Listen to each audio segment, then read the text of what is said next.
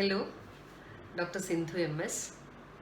നമ്മുടെ അടുത്ത video period problems ആണ്, ആർത്തവകാല പ്രശ്നങ്ങൾ. ഇത് മിക്കവരെയും അലട്ടുന്ന പ്രശ്നങ്ങളാണ്.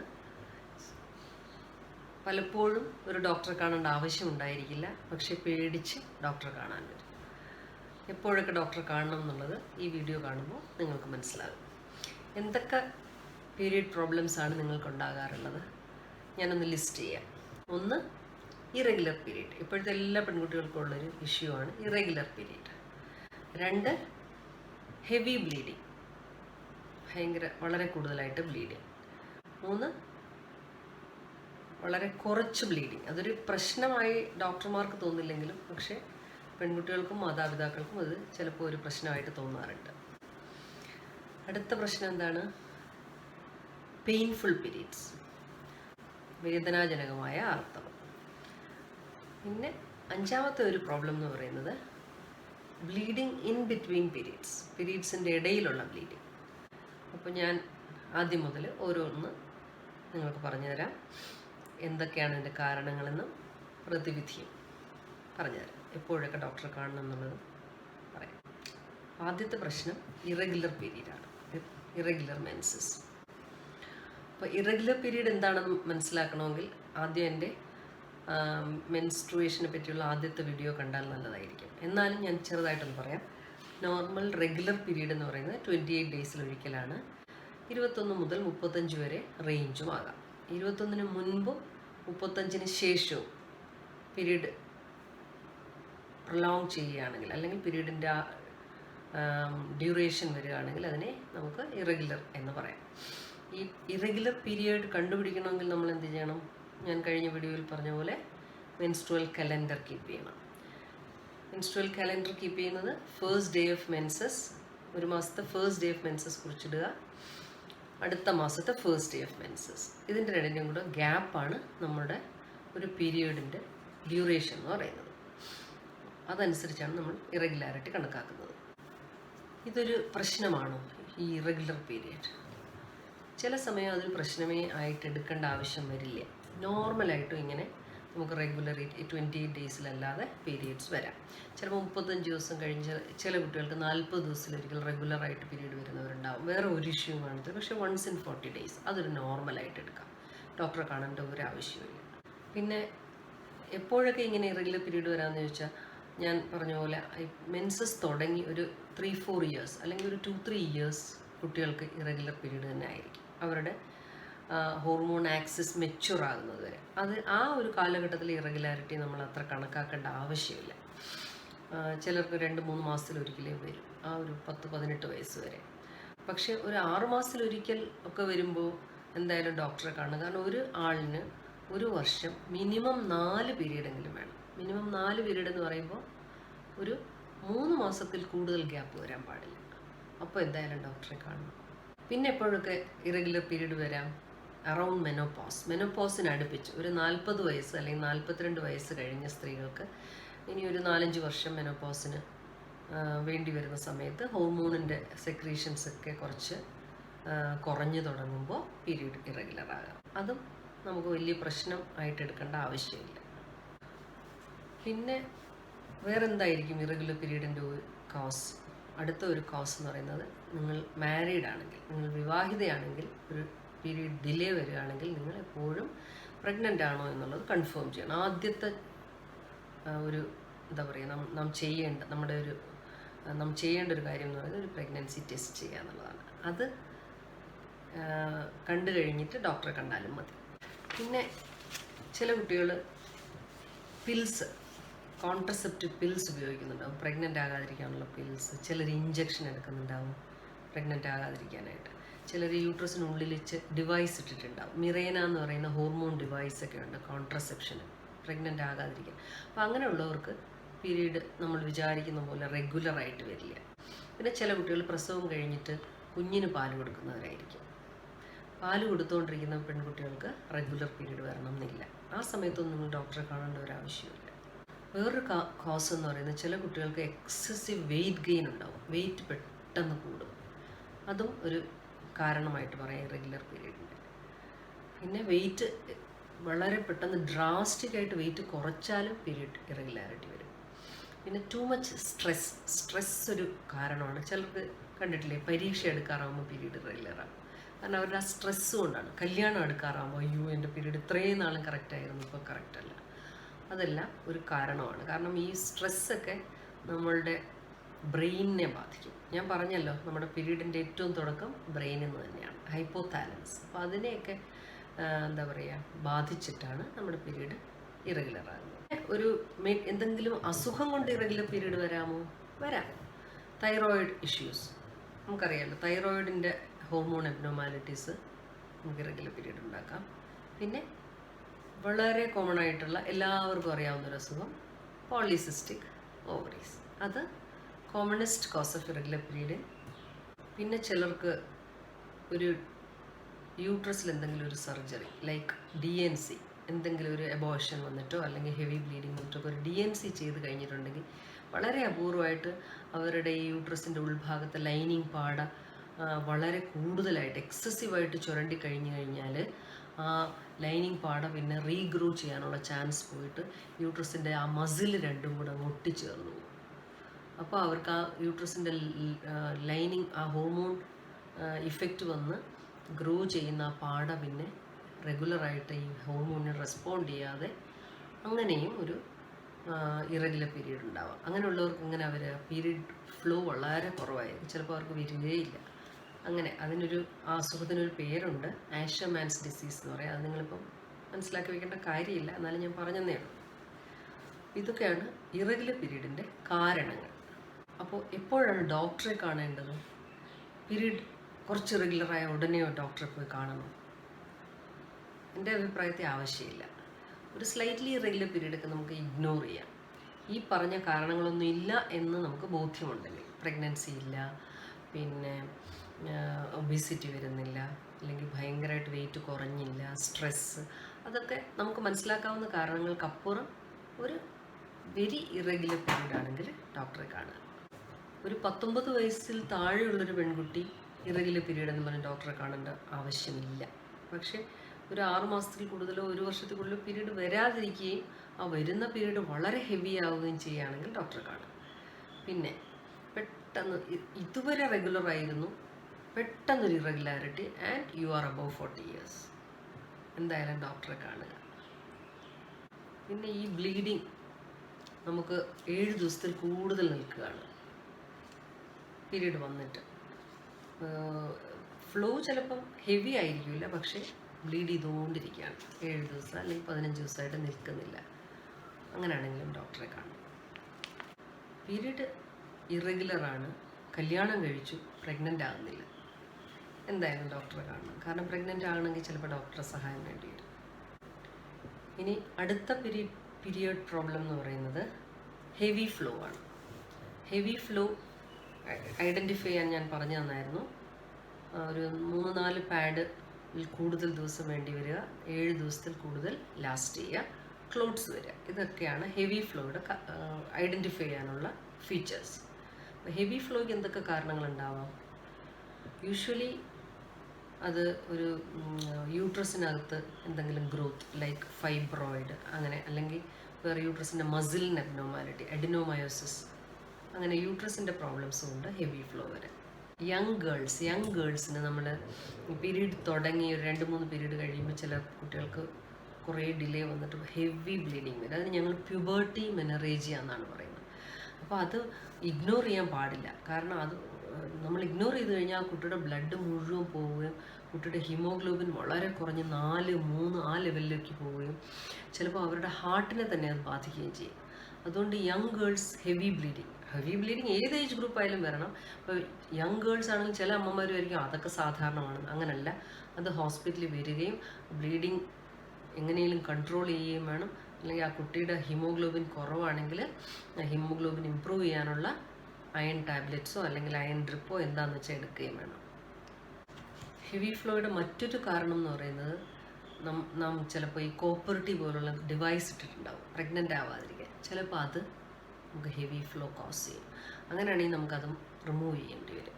പിന്നെ ചിലർ ഇതുപോലെ ഹോർമോൺ ടാബ്ലറ്റ് എടുക്കും, ബ്ലീഡിങ് കുറയാനോ അല്ലെങ്കിൽ പീരീഡ് കുറച്ച് പോസ്റ്റ്പോൺ ചെയ്യാനോ.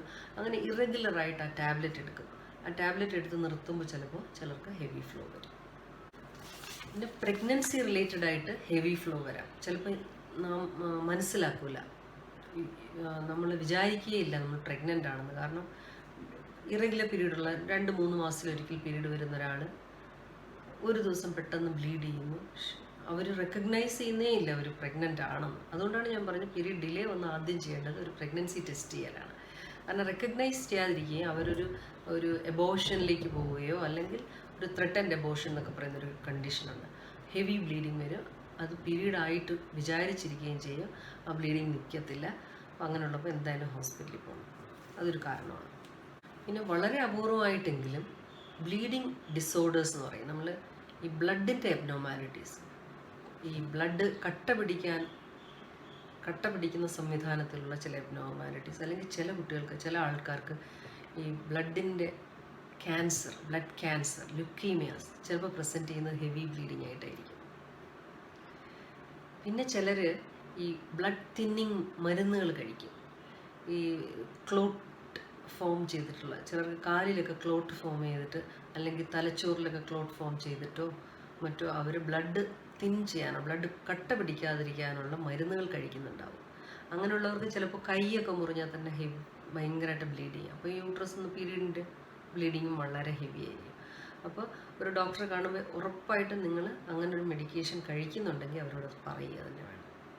പിന്നെ നമ്മുടെ medical conditions like thyroid problem, kidney failure, kidney diseases, liver problems. കാരണം ലിവറിൽ നിന്നാണ് നമ്മുടെ ക്ലോട്ട് ഫോം ചെയ്യാനുള്ള പല ഫാക്ടേഴ്സും വരുന്ന ലിവറിൽ നിന്നാണ്. അപ്പോൾ ലിവർ ഡിസീസിലും ക്ലോട്ടിങ് നേരെ ചൊവ്വേ നടക്കാഞ്ഞിട്ട് ഹെവി ബ്ലീഡിങ് വരാം.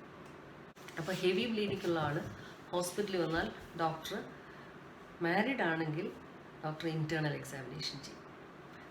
മനസ്സിലായോ? യൂട്രസിൻ്റെ സൈസ് നോക്കണം, പിന്നെ യൂട്രസിനകത്ത് മീൻസ് സെർവിക്സിലോ മറ്റോ ഗ്രോത്ത് ഉണ്ടോ നോക്കണം. അതൊക്കെ നോക്കാൻ വേണ്ടി ഇൻറ്റേർണൽ എക്സാമിനേഷൻ ചെയ്യും. പിന്നെ ഒരു ജനറൽ എക്സാമിനേഷൻ, എത്രത്തോളം ബ്ലീഡ് ചെയ്തിട്ടുണ്ട്, അവർക്ക് ബ്ലഡിൻ്റെ കുറവ് അനീമിയ ഉണ്ടായിട്ടുണ്ടോ നോക്കണം, അവരുടെ ജനറൽ ആയിട്ടുള്ള BP അതെല്ലാം നോക്കണം. പിന്നെ ഒരു അൾട്രാസൗണ്ട് സ്കാൻ, അത് ചെയ്തു കഴിഞ്ഞാൽ നമുക്ക് യൂട്രസിൻ്റെ എബ്നോർമാലിറ്റീസൊക്കെ മനസ്സിലാക്കാം. ഫൈബ്രോയിഡ്സ് അങ്ങനത്തെ ഗ്രോത്ത് ഒക്കെ ഉണ്ടെന്ന് മനസ്സിലാക്കാം.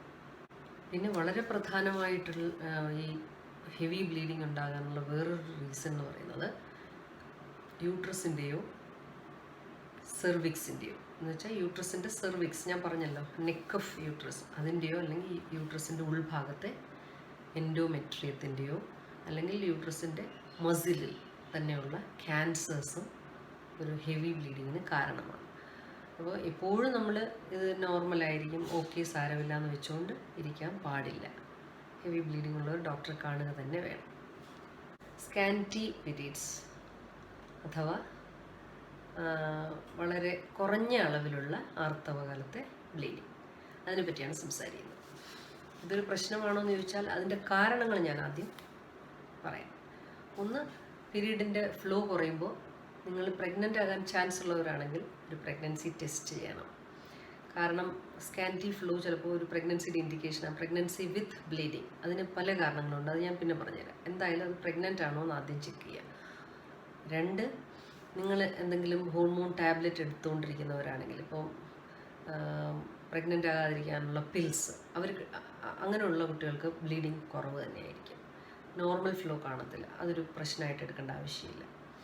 3, തൈറോയിഡ് പ്രോബ്ലംസ് ഉള്ളവർക്ക് സ്കാൻറ്റി ഫ്ലോ വരാം, അത് ബ്ലീഡിങ് കുറവായിരിക്കും.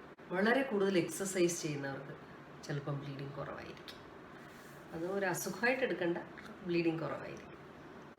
പിന്നെ ഞാൻ പറഞ്ഞ പോലെ ഇറഗുലർ പീരീഡിൻ്റെ ഒരു റീസൺ ആയിട്ട് പറഞ്ഞില്ലേ, excessive weight gain or weight loss, അത് ബ്ലീഡിങ് കുറയാൻ കാരണമാക്കും. പിന്നെ സ്ട്രെസ്സ് കൊണ്ടും ബ്ലീഡിങ് കുറയാം, ബ്ലീഡിങ് കൂടുന്ന പോലെ തന്നെ അല്ലെങ്കിൽ ഇറഗുലർ പീരീഡ് ഉണ്ടാകുന്ന പോലെ തന്നെ ബ്ലീഡിങ് കുറയാനും അതൊരു കാരണമാണ്. പിന്നെ യൂട്രസിന് ഉൾഭാഗത്ത് സ്കാറിങ് ഉണ്ടാകുന്നത്, നേരത്തെ DNC ഒക്കെ ചെയ്തിട്ടുള്ളവർക്ക് ചിലപ്പോൾ യൂട്രസിൻ്റെ ഉൾഭാഗത്ത് ലൈനിങ് പാട റീജനറേഷൻ കപ്പാസിറ്റി പോയിട്ട് അവിടെ ഒട്ടൽ വരാം, അതുകൊണ്ടും സ്കാൻറ്റി ഫ്ലോ ഉണ്ടാകും. ഒരു ഡോക്ടറെ കാണിച്ചു കഴിഞ്ഞാൽ ഡോക്ടർ നോക്കിയാൽ ഒരു സ്കാൻ ചെയ്ത് നോക്കുമ്പോൾ നമുക്ക് യൂട്രസിൻ്റെ ഉൾഭാഗത്ത് എന്തെങ്കിലും പ്രോബ്ലം ഉണ്ടോ എന്ന് മനസ്സിലാവും. പ്രഗ്നൻസി കണ്ടുപിടിക്കാം. പിന്നെ വെയിറ്റ് ഗെയിൻ, വെയിറ്റ് ലോസ് ഒക്കെ നമുക്ക് തന്നെ മനസ്സിലാക്കാവുന്നതാണ്. അടുത്ത ഒരു ഇഷ്യൂ എന്ന് പറയുന്നത് പെയിൻഫുൾ പീരീഡ്സ് ആണ്. അത് വലിയൊരു പ്രോബ്ലം തന്നെയാണ് ചില കുട്ടികൾക്ക്. ഈ പീരീഡിൻ്റെ പെയിൻ എന്ന് പറയുന്നത് ചിലർക്ക് പീരീഡ് തുടങ്ങുന്ന കാലം മുതലേ ഉണ്ടാകും. ചിലർക്ക് ഒരു ലേറ്റർ ഒരു 25-28 വയസ്സ് കഴിഞ്ഞിട്ടായിരിക്കും വരുന്നത്. അപ്പോൾ പീരീഡ് തുടങ്ങുന്ന കാലം മുതലേ ഉള്ള ഒരു ടൈപ്പ് ഓഫ് പെയിൻ എന്ന് പറയുന്നത്, നമ്മൾ 2 ടൈപ്പാണ് പീരീഡ്, ഈ പെയിൻഫുൾ പീരീഡ്സിന്. ഒന്ന് നമ്മൾ പ്രൈമറി ഡിസ്മെനോറിയ എന്ന് പറയും. ഡിസ്മെനോറിയ എന്നാണ് അതിൻ്റെ വാക്ക്. ഈ പെയിൻഫുൾ പീരീഡിന് നമ്മൾ മെഡിക്കൽ ടേംസിൽ പറയുന്നത് ഡിസ്മെനോറിയ. അത് പ്രൈമറി എന്ന് വെച്ചാൽ വിതൗട്ട് എനി അതർ റീസൺ, അതാണ് പ്രൈമറി ഡിസ്മെനോറിയ. സെക്കൻഡറി എന്ന് പറഞ്ഞാൽ secondary to some problem in uterus, അതാണ് സെക്കൻഡറി ഡിസ്മെനോറിയ. അപ്പോൾ ഈ പ്രൈമറി ഡിസ്മെനോറിയ എന്ന് പറയുന്നത് യൂട്രസിൻ്റെ ആ സ്പാസം, മസിൽ ക്രാമ്പാണ്. മസിൽ ക്രാമ്പ് കൊണ്ടുണ്ടാകുന്നതാണ്. അത് യൂട്രസിനകത്ത് യാതൊരു അസുഖവും അതുകൊണ്ട് കാണത്തില്ല. ഒരു പെയിനുള്ള ടാബ്ലറ്റൊക്കെ കഴിച്ചാൽ തന്നെ അത് മാറും. അതെങ്ങനെയാണെന്ന് വെച്ചാൽ, ഈ പീരീഡ് തുടങ്ങുന്നതിന് 1-2 ദിവസം മുമ്പേ ചെറുതായിട്ട് തുടങ്ങും. യൂഷ്വലി ബ്ലീഡിങ് തുടങ്ങിക്കഴിഞ്ഞ് ചിലപ്പോൾ ഒരു ദിവസം കൊണ്ട് നിൽക്കും, അത് മാറും. അതിൻ്റെ കൂടെ ചില കുട്ടികൾക്ക് ഛർദിലുണ്ടാകാം, ലൂസ് മോഷൻ ഉണ്ടാകാം, ഭയങ്കര ടയേർഡ്നെസ് ഉണ്ടാകും. ചിലർ സ്കൂളിലോ അല്ലെങ്കിൽ കോളേജിലോ ഒന്നും പോകാൻ തന്നെ പറ്റിയെന്നിരിക്കത്തില്ല. പക്ഷേ 1-2 പെയിൻ്റെ ടാബ്ലറ്റൊക്കെ കഴിക്കുക, കുറച്ച് ഹോട്ട് ബാഗൊക്കെ വെക്കുക, ഞാൻ പറഞ്ഞ പോലെ ചൂടുവെള്ളത്തിൽ കുളിക്കുക, ഇതൊക്കെ ചെയ്യുമ്പോൾ അത് മാറാൻ സാധ്യതയുണ്ട്. പ്രൈമറി ഡിസ്മെനോറിയ നമ്മൾ ഭയക്കേണ്ട കാര്യമില്ല. ഇനി സെക്കൻഡറി ഡിസ്മെനോറിയ അല്ലെങ്കിൽ യൂട്രസിൻ്റെ എന്തെങ്കിലും ഒരു പ്രോബ്ലം കൊണ്ടുള്ള ഡിസ്മെനോറിയ എന്ന് പറയുമ്പോൾ, ഒന്നാമത്തെ കാരണം എന്ന് പറയുന്നത് നമുക്കെല്ലാം ഒരു പേടിപ്പെടുത്തുന്നൊരു അസുഖം തന്നെ, എൻഡോമെട്രിയോസിസ്. എൻഡോമെട്രിയോസിനെ പറ്റി ഞാൻ വേറെ ഡീറ്റെയിൽഡായിട്ട് വീഡിയോ ചെയ്യുന്നുണ്ട്. ആ ഒരു അസുഖം കൊണ്ട് പെയിൻഫുൾ പീരീഡ് വരാം. 2 ഫൈബ്രോയിഡ്സ്, യൂട്രസിനകത്ത്, യൂട്രസിൻ്റെ മസിലിലോ യൂട്രസിൻ്റെ ഉൾഭാഗത്ത് ആ എൻഡോമെട്രിയത്തിൻ്റെ അവിടെയോ ഫൈബ്രോയിഡ് ഉണ്ടെങ്കിൽ നമുക്ക് പീരീഡ് പെയിൻഫുൾ ആയിരിക്കും. പിന്നെ ചിലർക്ക് ഈ യൂട്രസിനുള്ളിലിട്ടിരിക്കുന്ന കോപ്പർട്ടി പോലുള്ള ഡിവൈസ് ഇട്ടാലും ചിലർക്ക് പെയിൻഫുൾ പീരീഡ് ഉണ്ടാവാം. ഇത് രണ്ടുമാണ് മേജറായിട്ടുള്ള, ശരിക്കും ഫൈബ്രോയിഡ്സും എൻഡോമെട്രിയോസുമാണ് മേജറായിട്ടുള്ളൊരു പീരീഡ് പെയിനിൻ്റെ റീസൺ. പിന്നെ ഒരു ഇമ്പോർട്ടൻ്റ് ആയിട്ടുള്ളൊരു ആസ്പെക്റ്റ്, ഡോക്ടർ എന്തായാലും കാണണം എന്നുള്ള ഒരു പീരീഡ് പ്രോബ്ലമാണ് ബ്ലീഡിങ് ഇൻ ബിറ്റ്വീൻ പീരീഡ്സിൻ്റെ ഇടയ്ക്കുള്ള ബ്ലീഡിങ്. പീരീഡ് നമുക്ക് വന്നു, ഫസ്റ്റ് ഡേ വന്നു തുടങ്ങി, ഒരു 5 ദിവസം കഴിഞ്ഞ് പീരീഡ് സ്റ്റോപ്പായി കഴിഞ്ഞ് ഒരു 10 ദിവസം അല്ലെങ്കിൽ 15 ദിവസം കഴിയുമ്പോൾ ബ്ലീഡിങ് വരുന്നു. അല്ലെങ്കിൽ പീരീഡ് തുടങ്ങുന്നതിന് മുമ്പ് കുറച്ച് ബ്ലീഡിങ് വരുന്നു, അല്ലെങ്കിൽ ഇടയ്ക്കിടയ്ക്ക് ബ്ലീഡിങ് വരുന്നു, അല്ലെങ്കിൽ ഹസ്ബൻഡ് വൈഫ് റിലേഷൻഷിപ്പ് കഴിഞ്ഞ് ഉടനെ ബ്ലീഡിങ് വരുന്നു. ഇതെല്ലാം നമുക്ക് ബ്ലീഡിങ് ഇൻ ബിറ്റ്വീൻ പീരീഡ്സ് ആയിട്ട് എടുക്കാം. അതിന് ഞങ്ങൾ മെട്രോറേജിയ എന്നാണ് മെഡിക്കൽ സയൻസിൽ പറയാം, മെട്രോറേജിയ. അപ്പോൾ ബ്ലീഡിങ് ഇൻ ബിറ്റ്വീൻ പീരീഡ്സ് ഉണ്ടെങ്കിൽ നിങ്ങൾ ഡോക്ടറെ കാണുക തന്നെ വേണം. അതിൻ്റെ കാരണങ്ങൾ എന്താണെന്ന് ഞാൻ പറഞ്ഞുതരാം. ഒന്ന്, ചില ബേർത്ത് കൺട്രോൾ പിൽസ് അല്ലെങ്കിൽ ബേർത്ത് കൺട്രോൾ ഇഞ്ചെക്ഷൻസ് അല്ലെങ്കിൽ യൂട്രസിനുള്ളിലിടുന്ന ഡിവൈസസ്, അതൊരു റീസണാണ്. 2, യൂട്രസിനകത്തുള്ള യൂട്രസിൻ്റെയോ ഓവറിയുടെയോ ഇൻഫെക്ഷൻ, ക്ലമൈഡിയ പോലുള്ള ബാക്ടീരിയ കൊണ്ടുള്ള ഇൻഫെക്ഷൻ നമുക്ക് ഈ മെട്രോറേജിയ അഥവാ ബ്ലീഡിങ് ഇൻ ബിറ്റ്വീൻ പീരീഡ് ഉണ്ടാക്കാം. പിന്നെ ഇതുപോലെ ബ്ലഡ് ക്ലോട്ടിങ് പ്രോബ്ലംസ്, ഇപ്പോൾ വിട്ട് ബ്ലീഡ് ചെയ്തുകൊണ്ടിരിക്കാം. ബ്ലഡ് തിന്നിങ് ടാബ്ലറ്റ്സ് കഴിച്ചാലും അതുപോലെ വരാം. പിന്നെ ഉള്ളതെന്ന് വെച്ചാൽ, ഒരു സെർവിക്സിലോ യൂട്രസിൻ്റെ ഉള്ളിലോ പോളിപ്പ്, ദശ എന്ന് നമ്മൾ പറയത്തില്ലേ, അതുണ്ടെങ്കിലും ഈ ബ്ലീഡിങ് ഇൻ ബിറ്റ്വീൻ വരാം. പിന്നെ സെർവിക്സ്, യൂട്രസിൻ്റെ താഴ്ഭാഗത്ത് സെർവിക്സിന് ഇൻഫെക്ഷൻ അല്ലെങ്കിൽ ക്യാൻസർ, ഇത് രണ്ടും ഉണ്ടെങ്കിലും ബ്ലീഡിങ് ഇൻ ബിറ്റ്വീൻ വരാം. പിന്നെ ഞാൻ നേരത്തെ പറഞ്ഞ പോലെ തൈറോയിഡ്, അബ്നോർമലായിട്ടുള്ള തൈറോയിഡ് ഫങ്ഷൻ, പിന്നെ liver failure, liver disease, kidney disease, ഇതൊക്കെ നമ്മൾ റൂൾ ഔട്ട് ചെയ്യേണ്ടി വരും. ഇങ്ങനെ ഇറഗുലർ ആയിട്ട് ഇൻ ബിറ്റ്വീൻ പീരീഡ്സ് ബ്ലീഡ് ചെയ്തുകൊണ്ടിരുന്നത്.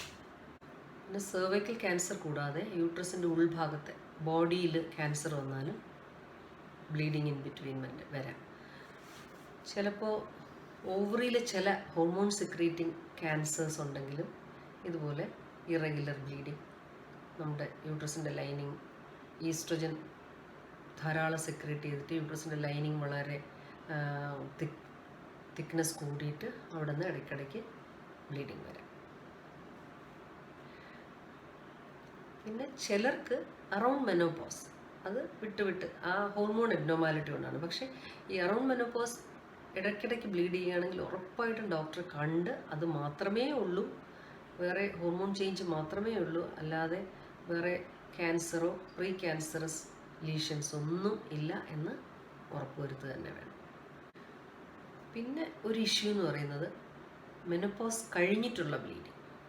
അതും ഒരു പീരിയഡ് പ്രോബ്ലമായിട്ട് എടുക്കാമോ എന്ന് എനിക്കറിയില്ല, കാരണം അവരുടെ പീരിയഡൊക്കെ നിന്ന് കഴിഞ്ഞു. എന്നാലും ഏത് ഒരു സ്ത്രീക്കും മെൻസസ് നിന്ന് കഴിഞ്ഞിട്ട്, എന്നുവെച്ചാൽ മെൻസസ് നിൽക്കുക എന്ന് പറയുന്നത് നമുക്ക് 1 വർഷം പീരീഡ് ഇല്ലെങ്കിലാണ് മെൻസസ് നിന്നു എന്ന് പറയുന്നത്. 1 വർഷം കണ്ടിന്യൂസ് ആയിട്ട് പീരീഡ് ഇല്ല, പിന്നെ ഏതൊരു സമയത്ത് ഒരു ചെറിയ സ്പോട്ടിങ് പോലും വന്നാൽ, ഒരു ചെറിയ സ്പോട്ടിങ്, ബ്ലീഡിങ് അല്ല ഒരു സ്പോട്ടിങ് പോലും വന്നാൽ ഫസ്റ്റ് ഡേ നിങ്ങളത് കാണുന്ന ദിവസം തന്നെ ഡോക്ടറെ കണ്ടിരിക്കണം. കാരണം എന്താണ്, ഈ പീരീഡ് നിന്ന് കഴിഞ്ഞിട്ട് ബ്ലീഡ് ചെയ്യുന്നത് എപ്പോഴും ഒരു 90% ഒരു ക്യാൻസർ ആയിരിക്കും. ക്യാൻസറിനാണ് സാധ്യത.